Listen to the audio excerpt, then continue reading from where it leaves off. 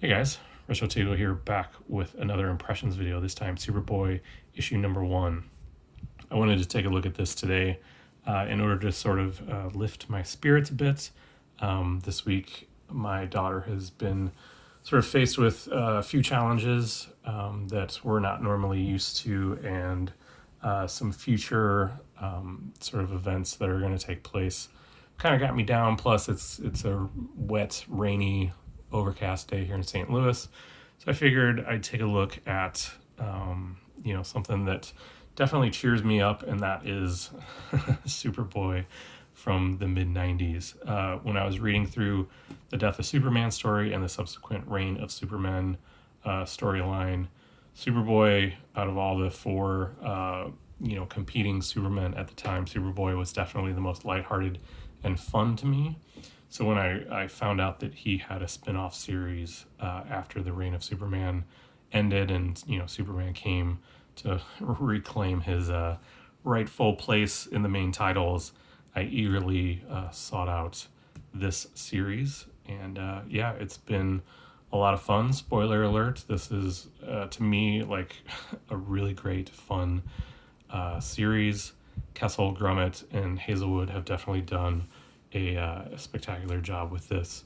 So I'm just going to kind of flip through the pages, kind of talk about the story a little bit like I normally do in my impressions video, and we'll kind of go from there. So the idea behind this is that Superboy is basically taken to his popularity. He's young, he's brash, he's the punk kid that everyone loves to hate, I guess you could say. He doesn't necessarily have, if you don't know, he doesn't necessarily have Superman's exact powers. He has this other form of, I forget what they call it. They explain it in here somewhere, but it's effectively he can sort of mimic some powers here and there by, telekinesis or some sort of thing.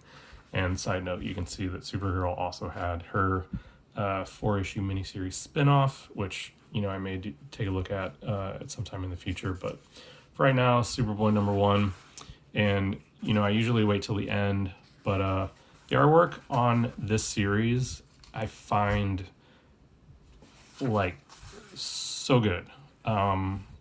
It immediately says early to mid 90s to me. Like, the coloring is great, the line work is great. Tom Grummett is just fantastic with what he's done with this Superboy title over the subsequent series. So to get into this, Superboy is on kind of a world tour.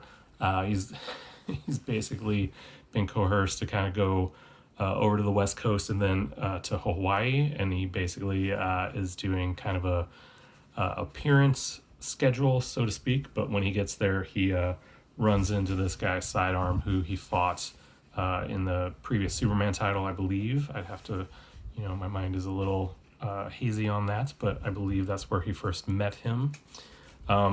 He's Sidearm's got some new tricks, and so he punches Superboy out, and that position Superboy is in is pretty funny. So, Trouble in Paradise, most definitely not The Adventures of Superman when he was a boy.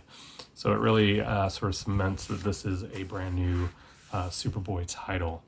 So Superboy uses his powers to kind of free his friend Roxy, and at this point we get some introductions to some new characters that'll show up here in a moment. I especially love his banter back and forth with Sidearm. He calls him everything but his actual name, and that gets Sidearm even more ticked off.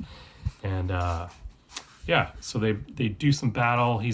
Sidearm has a new arm, and kind of pulls Superboy, or Superboy pulls him up into the air because he knows he can't fly. And then arriving on the scene is the local sort of bureau law enforcement guy, Sam Macau, I will pronounce his name, and you can see Duplex here. He arrives on the scene, and he's basically got kind of a bone to pick, because at this point there are no superheroes on Hawaii, on the islands of Hawaii, and he'd like to kind of keep it that way.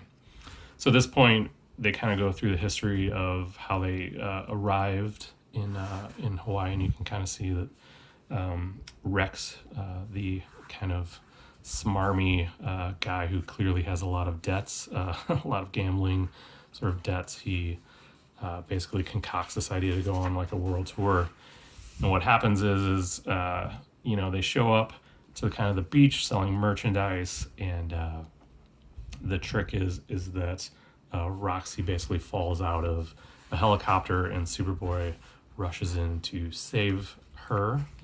And at that point, it's like, hey, come buy some merchandise. And meanwhile, in the mix of all of this, Sidearm is like, oh man, you guys showed up. So that's how they sort of started their battle, and they take it to like Pearl Harbor, really hitting the Hawaii landmarks here. And then it's basically a big giant battle issue. Kind of goes a little bit back in time, a little bit forwards to the present moment, and Superboy battling Sidearm is really the crux of the story here. And it's a lot of fun. It doesn't take itself too seriously, and that's what I really like about not only this issue, but the series itself. Superboy has some corny but funny, one-liners throughout the series, and him driving Macau crazy is also pretty funny. So here on this page, we get to see that some foreshadowing to future events. There is some secret lab stuff going on in, I believe, Honolulu, below the Pearl Harbor oh man, I can't speak this morning, naval base. So we'll see that in future issues. And then at the very end, one of the most fun, I guess, adversaries / friends of this series is the introduction of Knockout, I believe is what she goes by. But yeah, like we'll get to see her a ton in upcoming issues, and anytime she comes on the scene, she is a really great foil, perhaps, to Superboy. And then at the very, very end of the story, Macau gets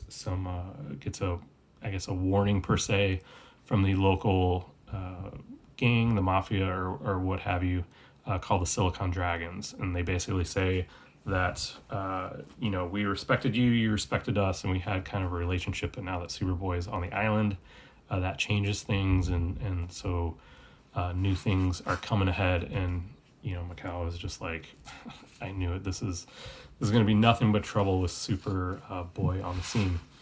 And the last final reveal for the first issue, Tanya Moon, who was a rival reporter during the reign of Superman.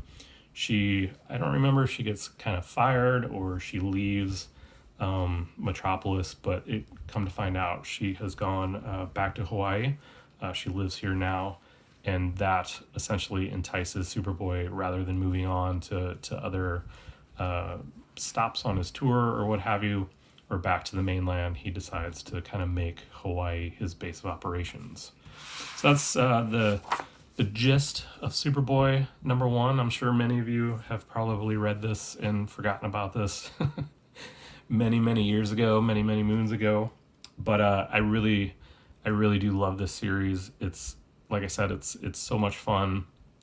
Every issue is just pretty lighthearted, even if the action does get quite serious. And the interplay between Superboy and his friends, I guess you'd say. I don't know if they're really friends, but Roxy and Rex, they're always trying to kind of play Superboy. Not necessarily play Superboy, but like, Rex is definitely, in too deep with his gambling debts and things like that. And Roxy has an ongoing competition with Superboy's former interests, future interests, I guess.